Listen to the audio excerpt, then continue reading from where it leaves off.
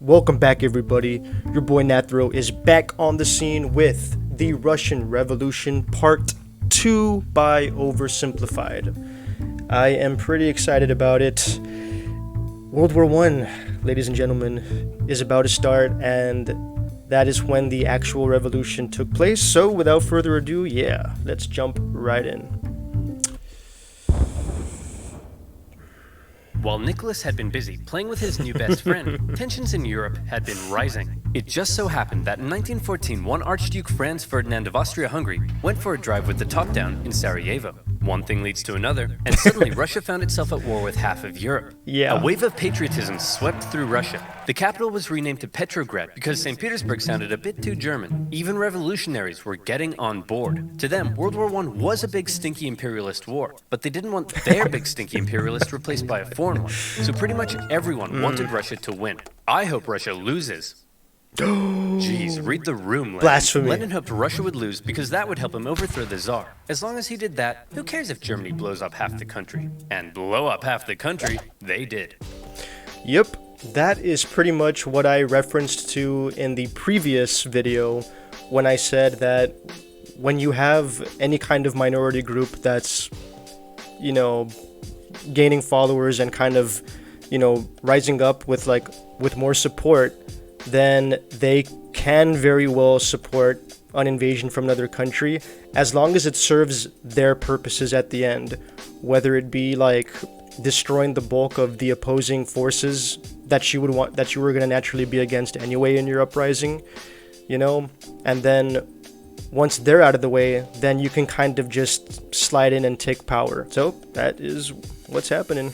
An inefficient Tsarist government meant there were shortages of just about everything you need to fight a war. And if losing a teensy-weensy war with Japan upset the people, losing a giant Wyatt war like this was much worse. Soldiers were deserting, the economy was imploding, and in no time, Russia was starving. The peasants were getting more peasanty, the workers were getting more workery, all the while Germany was getting more Germanery. Dmitri, we need to win this war. I need someone with a great military mind to step in and take control. You're right. How about General Hickenlooper? How about me? You can't run the war. Who'll be in charge of the country while you're gone? Obviously, my German wife and a homeless wizard.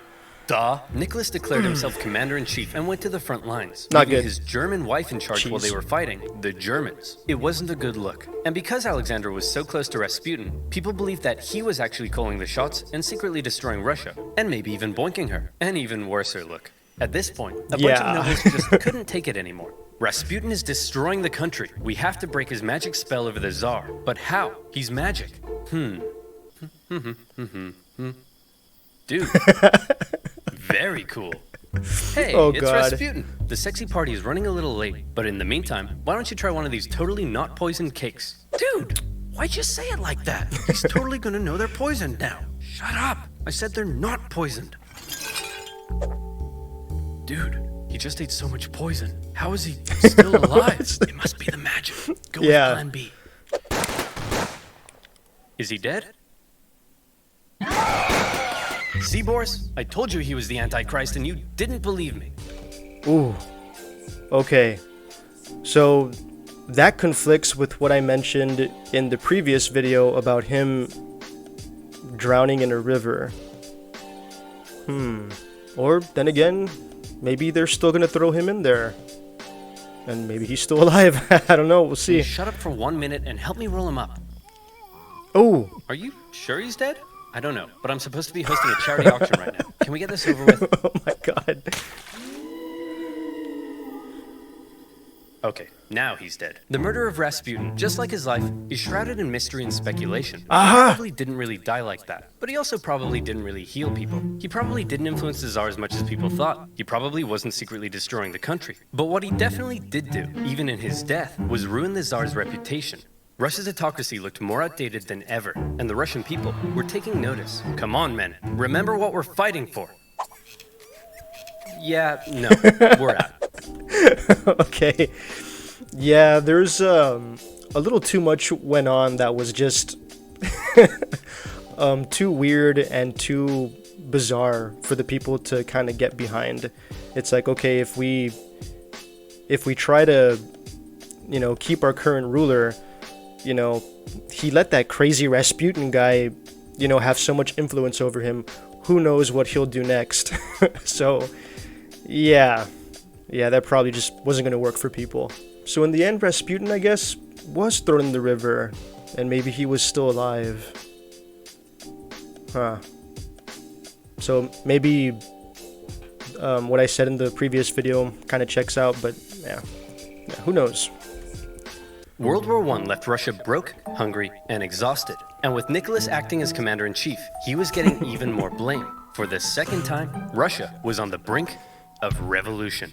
By 1917, Russia had been fighting a war it couldn't afford for 3 years. They were running out of many things, most worryingly, food. On International Women's Day, 1917, thousands of hungry women in Petrograd were so sick of being hungry that they took to the streets. And it turns out it's not just women who experience hunger, but men too. So the next day they joined in as well. Gatherings on the streets were forbidden, but I'm not sure how you'd arrest 250,000 people. The crowds demanded an end to the war, an end to food rationing, and even an end to the Tsar's autocracy. Now, normally the troops would deal with this kind of thing, but as it turns out, soldiers get hungry too, and they were also tired of having to kill their fellow Russians so much. So entire regiments mutinied in the capital, and they joined the crowd as well, trashing symbols of the Tsar and his autocratic regime. Things were escalating very quickly. Liberal politicians watching the riots in the streets had long been dissatisfied with the Tsar, since he would shut their parliament down anytime they did something he didn't like. They believed the only way to bring stability back to the streets was for Nicholas II to abdicate. The riots continued. The police fired on soldiers. Soldiers fired on soldiers. The workers re-established the Petrograd Soviet. Politicians began arresting the Tsar's ministers. He may have been an autocrat, but he just lost complete control of his capital city. Talk about embarrassing. Nicholas, the troops have turned against us. The people have taken over the city. Okay, really quick. I'm not sure if that was the what was it? The October Revolution. If only a few military soldiers were to turn against you, then maybe you still have what it takes to quell like a full-blown uprising.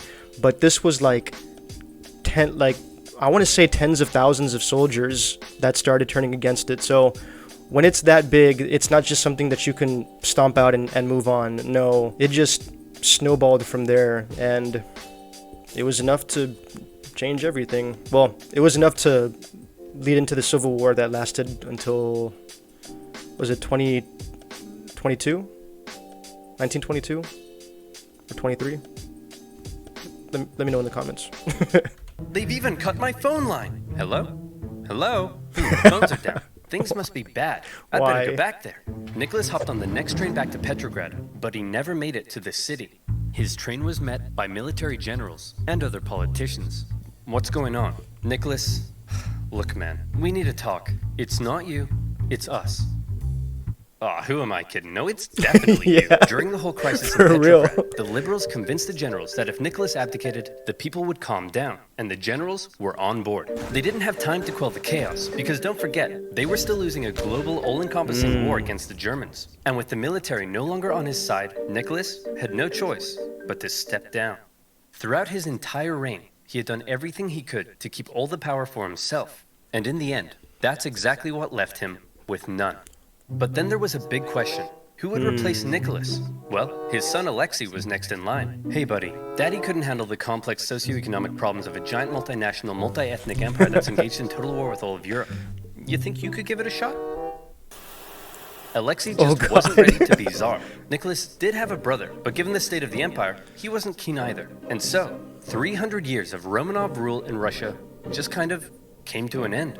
The earlier 1905 revolution hadn't changed much, but this new revolution had left Russia without a Tsar. And still, before the year was over, there would be one more revolution left to come. Okay. So that was all happening in February. So the October one is still yet to come. So let's see. Nicholas's failure as commander of the armed forces was the final straw that broke the camel's back. Do you think maybe you could have done any better? Well, guess what? It's time to find out. In Rise of Kingdoms. Rise of Kingdoms is an epic, massive multiplayer, free-to-play, I like that transition. strategy game. Choose from 11 historical civilizations, including Rome, China, or France. You can form alliances with other players, or conquer the crap out of them in real-time strategic battles. Oh look, it's Master Tactician and Handsome General Alexander the Great. If you want my advice, the troop is the most important chess piece in a battle. In Rise of Kingdoms, each troop can be controlled. To win a battle, you need to utilize careful positioning through unique troop formations, while using terrain to your advantage. I literally won the Battle of Gaugamela with fewer troops by using superior strategy. You're wrong. Joan of Arc? That's right, noob. Listen up. I'm about to drop some knowledge. The commander's skill is way more important. Each Rise of Kingdoms commander has their own unique skill. Look at me. I've added attack and defense buffs to my troops. Whoa. I'm also able to cure my wounded soldiers. Cool. And I can increase their wood gathering speed by 10%. Not as cool, but okay. In Rise of Kingdoms, the decision is yours. Now go ahead, choose your favorite real historical figure and lead your troops into real-time battle. Download Rise of Kingdoms now for free by clicking on the link in the description below. Fun. Join me and 50 million other online players and guide your civilization from a lowly clan into a great empire. Now where was I? Oh yeah. Hungry woman, absolute chaos, and the end of And the men. Tsar. And hungry men. Hey guys, says here there's been a revolution, and the reign of the Tsars has ended. Oh, come on, I missed another one? Why am I even in this video? Well, it's not like you could have done anything. As long as there's a world war, you can't get back to Russia. Who wants to start a revolution? Dang it! Despite getting rid of Nick, Russia was still at war with half of Europe. The Germans, however, had an idea. They thought that if they helped Lenin get back, he would cause trouble for the new Russian government. So they put him on a train, destination, Petrograd. It was a long journey, and while Lenin was cooped up in his train, things in Russia were changing. Well. So, they finally decided to bring in the guy that they feel that people can get behind to support, like a full-blown 100% revolution. So obviously this is a different kind of revolution. It's not one to where, Russia was ruled by another country and it's trying to gain independence from that country. This is just one where a revolution is taking place in order to change out leadership, in order to make an internal change within the country. And in order for a revolution like that to be successful, you need a drastic change in ideology, because obviously the current one isn't working. We've got all these people who are starving and who hate the current government. So not only do you need a new leader that you think is going to be better, but you also want a leader that has an idea that can basically change everything for the better. And for them, communism seemed like that was the answer. So workers were taking control of their factories. Soldiers were socking it to their mean old officers. Without a czar, a big old power vacuum had opened up, and someone needed to fill it. The liberals proposed they be in charge, and they set up the provisional government. The workers, however, had already begun establishing local Soviets, largely controlled by the social revolutionaries and the Mensheviks. And since neither felt like they had the power to oust the other, Russia ended up in a classic dual power conundrum. The two coexisted, with the provisional government becoming the official government, and the elected Soviets issuing orders to the workers and soldiers. This power balance was delicate, and all it would take is one bold revolutionary to come along and give everyone a big-brained beatdown. Oh boy, Lenin's coming home. I can't wait for him to see all the great things we've accomplished, and I'm gonna show him my fan art. Oh look, here he comes now. Shut up! You all suck! The provisional government sucks, the Soviet sucks, even your fan art sucks! Why does he have to be so mean? In case you couldn't tell, Lenin wasn't a fan of everything that had been happening. In his April theses, he called the provisional government and the Soviets a bunch of big bourgeois bozos. And he kinda had a point. There was still a lot for the Russian people to be mad about. The provisional government hadn't got Russia out of the war, the people were still hungry, and the peasants were still hoping to get more land. Meanwhile, the Soviets hadn't done much to change things either. But even though they weren't perfect, a lot of people did like what the new government had been doing. There was progress. The secret police were disbanded, the death penalty abolished. They even planned to hold elections, meaning for the first time ever, the Russian people could choose their own government. To many, Lenin seemed like some out-of-touch weirdo. If Lenin wanted to go from whiny irrelevant zero to hunky communist hero, he'd need to shake things up a bit. Okay. So he and the Bolsheviks came up with a hot new slogan that promised to give the people what the provisional government wouldn't. Peace. Don't like war? We'll end it. Land. You want land? We'll give it to you. Bread. Hungry? Scooby-Dooby-Doo. Lenin also called for all power to the Nice. Soviets, which meant getting rid of the provisional government and having the Soviets run the place. A communist dream. The people liked these slogans, and bit by bit, the Bolsheviks became more popular. Some Mensheviks even began switching sides. But even though the people thought Lenin's slogans rocked, as long as the provisional government didn't mess up, they'd continue to support it. So let's check in on the provisional government. I didn't know about that slogan. Peace, land, and bread. Okay. It's effective. It's 3 simple things that people can get behind. Peace, well, yeah, we don't want to be at war anymore. Land, well, when you have land, you can grow crops, you can farm, and then you can, of course, not only have food, but if you have excess, you can sell it and make a profit. So, of course, that's going to sound good. And then bread, which is, you're going to have food. You're not going to be starving anymore. So, obviously, that's an important one. Oh, provisional government, you've made a big mess. The provisional government lasted for just 9 months, but those 9 months were chaos. The people wanted Russia out of World War I, but Minister of War Alexander Kerensky thought instead of doing that, why not do the exact opposite?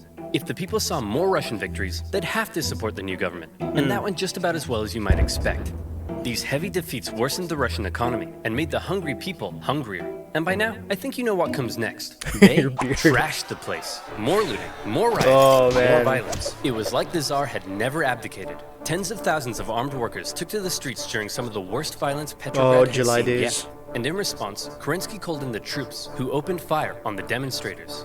For now, Lenin and other Bolshevik leaders wanted to distance themselves from the violence, but the crowds marched under Bolshevik slogans, and as a result, Kerensky, now the prime minister, took the opportunity to stamp down on the Bolsheviks. Their leaders were arrested. Lenin was accused of being a German agent, and he was forced to flee to Finland in disguise. This sucks! Damn. Now I'll never get to have my revolution. Why are you wearing a dress? It's a disguise, idiot! And it makes me feel pretty. Okay, I can definitely see how people would think that Lenin was a German spy. You know, maybe they thought that over the years, maybe he was converted, you know, to supporting a different government. And so here he is, all of a sudden that he got brought in, and he's trying to kind of, you know, take over leadership. And it's like, well, if he takes over leadership and we're still in war with Germany, who's to say that he won't basically just hand over the country, you know? So, yeah, I can see that too. Man, what a crazy time. Kerensky had successfully dealt with the violence, but he just couldn't catch a break. This increasing support for more extreme forms of socialism, along with the poor handling of the war, alarmed traditional liberals and bougie business boys. To appease them, Kerensky decided to promote a military legend to Supreme Commander of the Armed Forces, someone who hated the revolution, loved the death penalty, and was devoutly anti-socialist, General Kornilov. Hey man, thanks for the promotion. That was real swell of you. Of course, with you by my side, who would dare try to overthrow me? How about me? I did not see this coming. Unfortunately for Kerensky, Kornilov hated the liberal and socialist reforms of the new government, particularly the dumb socialist soldiers' committees. The army was no place for undisciplined left-wing snowflakes. Fearing a Bolshevik takeover was imminent, Kornilov ordered his men towards Petrograd to oust the Soviet and take over. Kerensky freaked out, and he needed help. Since he knew Trotsky was finger-licking good at organizing, he and other Bolshevik leaders were released, and they, along with the Soviet, organized the defense of Petrograd. Kornilov had the power of soldiers, but the Soviet had the power of workers. And they did what workers do best. Railroad workers diverted Kornilov's men away. Telegraph workers messed with his communications. They even infiltrated his forces and encouraged the demoralized men to desert. They were also armed en masse, but in the end, no fighting was necessary because Kornilov's coup just fell apart, and Kornilov was sent straight to prison. Everything was coming up Kerensky. Hey, thanks for the help, boys. Couldn't have done it without you. Now that there's no longer any threat, how about you, return all those guns I gave you? No. Yeah. Oh, no. It's a little too late. In order to kill a rat, Kerensky had just given a gun to a bear. A Bolshevik bear. The whole affair was a huge propaganda win for them. They had defended the revolution, and their popularity skyrocketed. They found themselves elected to the Petrograd and Moscow Soviets, with Trotsky even becoming chairman in Petrograd. They were now in a very powerful position. Almost powerful enough for Lenin to return home from Finland and finally stage his long-awaited communist revolution. The Bolsheviks began planning their takeover of the Russian government. Some got cold feet and began arguing against Lenin's armed revolution in favor of a more peaceful approach. And they even wrote newspaper articles about it, which kind of gave the whole scheme away. The Bolsheviks are planning an armed revolution? I did not see this coming. Kerensky began arresting Bolsheviks, and as a result, Lenin and the boys felt they had no choice but to commence the revolution right now. Lenin was back in Petrograd, but was still in hiding, so Trotsky got the ball rolling, using his position as Soviet chairman to organize the Bolshevik militias. Now, if you were to ask Soviet artists, the revolution went something like this. As much as they would like you to think it was a glorious, violent, heroic takeover, the truth seems to be a little more underwhelming. The Bolsheviks just kind of walked into key buildings in the city and took control. Bolshevik supporting sailors even brought in a huge battleship, but there wasn't really any fighting. Nobody really tried to stop them. In just one day, they took control of the city. Next, Kerensky just managed to escape before the Bolsheviks surrounded the Winter Palace, placing the provisional government under siege inside. Is it safe to come out yet? I think so. Fear my revolutionary might. Give me that. That night, Lenin came out of hiding to play a bigger role in the revolution. With him back at the helm, they had one more job to do: storm the Winter Palace and arrest the provisional government. And here comes the final showdown. The palace was defended by a force known as the Battalion of Death, who immediately gave up. And just like that, Lenin had won. As far as violent, bloody revolutionary uprisings go, this wasn't really one of them. But Lenin was finally in charge of Russia. He had spent his whole life dreaming of this moment. He set up the first Council of People's Commissars, his own cabinet, with him in charge. Huh. Okay. So I got that part kind of wrong. So I knew about the whole October Revolution and that there, like, a huge chunk of the military supported the uprising, but I didn't know that there was really no violence. Oof, that just goes to show my knowledge on the subject is very rusty. But then, an actual war did take place afterwards in the upcoming years, but I guess just not during the October Revolution. Interesting. Learning stuff. This was it. His chance to finally make his communist utopia with equality and freedoms beyond compare. Hey Lenin, before we took power, they were planning on holding elections. Shall we go ahead with those? Of course. You can't have a communist utopia without high levels of political participation. The proletariat should be free to elect who it. What? The social revolutionaries won. We lost. Those don't count. Lenin claimed the elections were unfair, and the Constituent Assembly they created was counter-revolutionary. He presented the new assembly with a motion that basically said, sign here and give up your power. And when the assembly was like, no, Lenin said, see, they're disobeying me. Proof they're counter-revolutionary. Shut it down, boys. Moderate socialists and others weren't happy when Lenin had the assembly closed by force, and when campaigners began taking to the streets, they were fired upon. For Lenin, setting up a communist utopia was looking suspiciously like setting up a dictatorship. While he was implementing many of the communist policies you'd expect, he was also refusing to work with other political parties and cracking down on opposition. Hey Lenin, are you setting up a dictatorship? I'll shoot you if you are. Of course not. What a crazy theory. Anyway, I'm pleased to announce I'm setting up a secret police force to repress and kill traitors. And by traitors, I of course mean anyone not loyal to me. Owie, owie, owie, owie, owie. The assassination attempt made on Lenin's life in August 1918 failed. But in response, the Bolsheviks ramped up their oppression. But while all of this chaos was erupting back home, Lenin and the boys were also distracted by another problem. They were still at war with the Germans, and they had promised to give the people peace. So Lenin made Trotsky Commissar for Foreign Affairs and sent him off to negotiate a peace deal with the Germans. The Germans offered Trotsky really harsh terms, because they were winning the war. They demanded Russia give up a butt-ton of land, something that would be devastating to the economy. Look, I know it's not great, but I think we have to accept it. Are you insane? This will ruin us. Hey Trotsky, you got a big brain. What do you think? How about no war, no peace? What's that, Mr. Trotsky, sir? It's simple. No war means we'll stop fighting the Germans, but no peace means we won't sign the peace treaty either. Then, when the Germans say we've just stopped fighting, they'll have to leave us alone or something. Trotsky, that's genius! I could kiss you. Do you want me to kiss you? Stop asking me that. Trotsky's no war, no peace plan was a huge success. Oh, wait, no, just kidding. It went exactly as you'd imagine. When the Germans saw the Russians had stopped fighting, they slammed 700,000 troops deep into Russian territory with no resistance. Now, the new peace treaty offered by the Germans was way worse, with Russia losing a huge amount of territory, population, and resources. The Bolsheviks had no choice but to accept, and Russia was humiliated. With Petrograd now in an exposed position, Lenin moved the capital to Moscow, just in case. Things really weren't going well for Lenin, and many people were extremely unhappy with the Bolshevik government and its actions. Oh yeah, okay. All that lost territory was a very big source of friction up until the events that started taking place during World War II. That's also why the Soviet Union retained the territory or made them into satellite states once World War II ended. Yeah. Lenin, you've pissed off so many people that they've united against you. We're under attack. Relax, we always expected some counter-revolutionary pushback. I think we can handle a few angry monopoly men. But Lenin, it's not just the monopoly men. Okay, who are we up against? Well, the liberals, the social revolutionaries, national separatists in Poland, Finland, and the Ukraine, independent warlords setting up chiefdoms, anarchist rebels, the Green Peasant Armies, the Cossacks, the Caucasian states, the Baltic states, the British, the French, the Americans, and the Japanese. Oh, and a legion of Czechoslovakian soldiers seem to have taken over the Trans-Siberian Railway and stolen all the imperial gold reserves. What? How could this get any worse? Oh, and it says here your mother-in-law is coming to stay. No!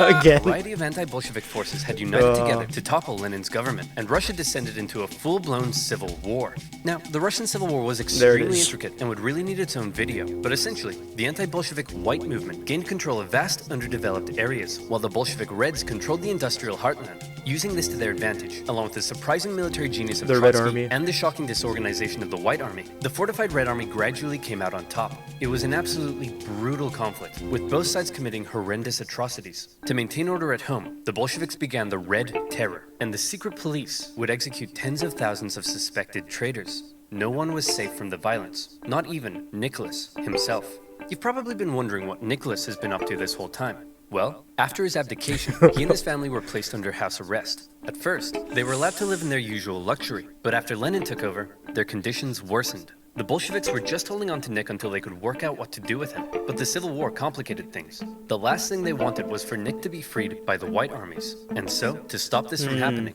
Nicholas's Bolshevik guards decided to act. It's not entirely certain whether Lenin ordered it, or if the guards were acting on their own volition. But on July 17th, 1918, with White Armies approaching, they woke Nicholas and his family in the middle of the night and brought them into the basement.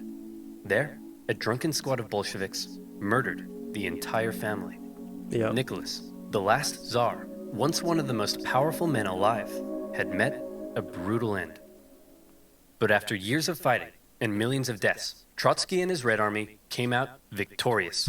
Wow, that was a close one. Okay, back to creating a communist utopia. How are we doing on that? Well, the Civil War helped create a massive famine and about 5 million people starved to death. There's massive inflation and the ruble is worthless. Hundreds and hundreds of kilometers of railway track have been destroyed. Disease and epidemics have killed 3 million. The population of Moscow and Petrograd has collapsed. Life expectancy has plummeted. Sailors in Kronstadt are rebelling. People are freezing to death in their own apartments and life has been reduced to a constant search for food and shelter. Whoa. Well, this just means I'll have to work twice as hard, day and night, to save the country. Nothing will stop me, short of a couple sudden strokes. Oh no. One thing you have to keep in mind is that everything I've been talking about, the Civil War, the assassination attempt, and Lenin's struggle to maintain control at home, were all happening around the same time, and it must have been extremely stressful. Lenin began getting headaches, insomnia, and in 1922, he suffered 2 separate strokes. As the Soviet Union was officially declared under a strict one-party system, Lenin's health continued to decline, and his ability to lead the Communist Party went with it. Everybody assumed Trotsky would succeed him. He was a great speaker, he'd won the Civil War, and he had a dope-ass train. Okay, so really quick on the Soviet Union coming to power with like that, communist ideology. According to the Marxist teachings, it wasn't supposed to be something that was created. It was just something that was supposed to happen as a natural process. People were saying that the Soviet Union was a totalitarian dictatorship and they weren't really following the teachings because they were in fact, forcing the ideology upon them instead of actually, letting it happen naturally. So that was always a subject of like controversy, but yeah. The last person anyone expected to take over was Stalin. Stalin wasn't a great intellectual like Lenin, or a charismatic war hero like Trotsky. He was, as one Menshevik described him, a gray blur. Someone who operated in the background. Someone who you might not even notice. But it was in the background that Stalin would rise to power. Here's how it happened. After the revolution, all the Bolsheviks hoped to get a cool job in the new government. What did you get? Commissar for War. Sweet! What'd you get? Secretary. Oh. Stalin was made general secretary for the Communist Party. It wasn't what he wanted, but Stalin quickly realized that even though it wasn't fancy, it was a powerful position. As secretary, he had the power to give people jobs within the party. So he would give jobs to all of his pals, who in turn would give him their support. The more pals he gave jobs, the more power he got. The more power he got, the more pals he got. Lenin may have been having wall-to-wall strokes, but he was still involved in the party, and he was taking notice. He wasn't a fan of Stalin abusing his position, or insulting his wife to her face. Lenin knew he couldn't let Stalin take over, but by this stage, he was just too sick to fight it. Hey man, tell whoever's in charge of giving people jobs not to let that jerk Stalin become the next leader. By the way, who did I put in charge of giving people jobs? That would be Stalin, sir. Blah. Whoa. Deja vu. Lenin's last wish was to not let Stalin take over, but by the time he died, Stalin was too powerful to remove. He had his remaining opponents arrested or killed. Trotsky was banished and fled to Europe. Eventually, he would be assassinated by Soviet spies in 1940. Our dear comrade Lenin has died. We should have a state funeral. No. Let's mummify him and put him on display so people can look at his dead body forever. That's gross. You're gross. Guards? Kill him. Lenin had waited so long to take control in Russia, but he never got to see his communist utopia. His short time in charge was spent dealing with the destroyed Russian economy, World War I, and the Civil War. He was cruel and merciless, but he really did seem to believe communism would make Russia a better place. Stalin, on the other hand, would take the Soviet Union down a different path. If you thought Lenin was a tyrant, well, you ain't seen nothing yet, girl. A secret police state, a rapidly militarizing superpower, led by a paranoid man who deeply distrusted the West, would see the world come to the brink of nuclear annihilation. That's right, I'm talking about...